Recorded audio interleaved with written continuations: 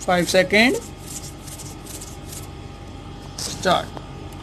This statement is a brief report for the information of Parliament on my visits to the US in May 1964 and the USSR during August-September 1964.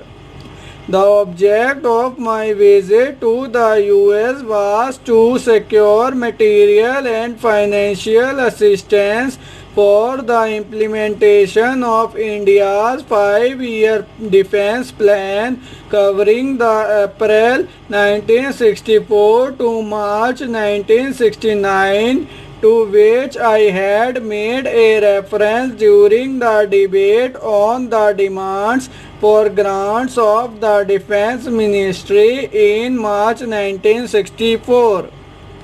There was also a long-standing invitation from the U.S. Defense Secretary to visit the U.S. to discuss problems of mutual interest. I also received later an invitation from the Defense Minister of USSR. I took this opportunity to discuss with the Soviet government various matters connected with the implementation of our defense plan. The task of re-equipping and modernizing our armed forces is a very stupendous one. In order to ensure systematic development of our defense potential in the light of the threat facing the country earlier this year, we prepared a 5-year defense plan.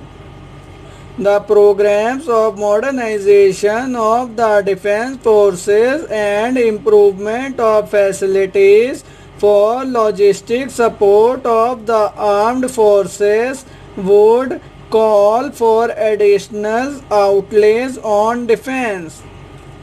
The increase in terms of internal resources will be of the order of about 10 to 12% over the current level of defense expenditure. But the total requirement of foreign exchange for the defense plan has been assessed at about 3 times the normal allocations which can be made to defense from our own export earnings. The major constraint, therefore, which would affect the implementation of the defense plan is the availability of foreign exchange in time to meet the import requirements of the various constituents of the plan. As the economic development plans also require heavy investments of foreign exchange in order to ensure that the progress of India's economic development is not affected, it is necessary to secure assistance from friendly foreign countries for the implementation of the defense plan. I reached Washington on May 18, 1964 and had discussions with the U.S. Secretary of Defense. I also had discussions with Secretary of State Mr. Dean Rusk. I also discussed the question of supply of performance fighter aircraft for the Indian Air Force, the need for which was established in exercise Shiksha held last year. The U.S. authorities, while discussing supply of such aircraft under the Military Assistance Program pointed out that the question of introducing another type of supersonic aircraft may have to be studied further. In the circumstances, no final discussion was taken. The US authorities offered to send a team of experts to determine whether they could be of assistance in further development of this aircraft and in its production.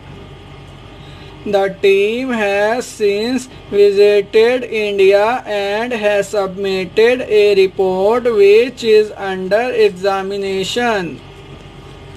On the question of supply of naval vessels for replacing the overage ships in our fleet, it was agreed that our requirements in this field should first be discussed with the British government.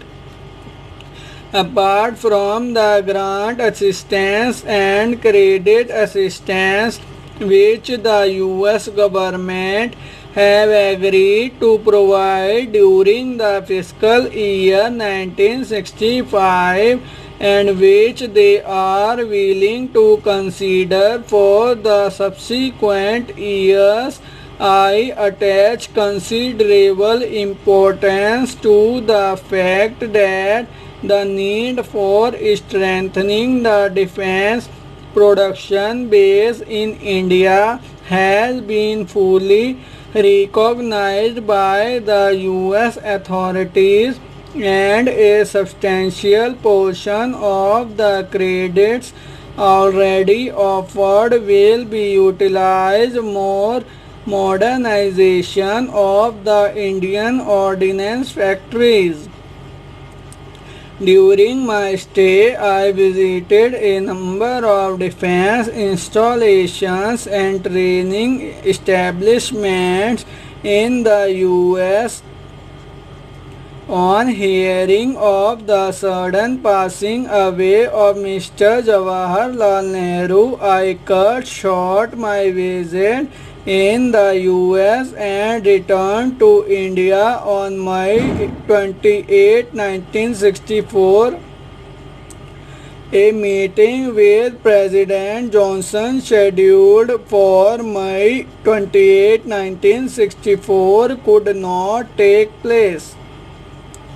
As honorable members are aware, we had concluded an agreement in 1962 with the Soviet Union for establishing production of MiG-21 fighter aircraft.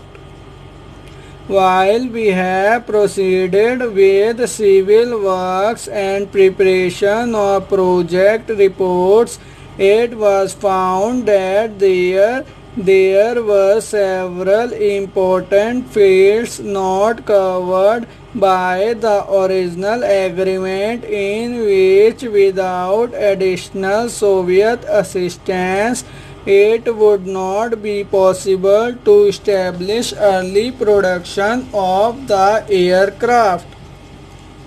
It was also but intention to explore possibilities of securing assistance in respect of certain other equipments included in the plan.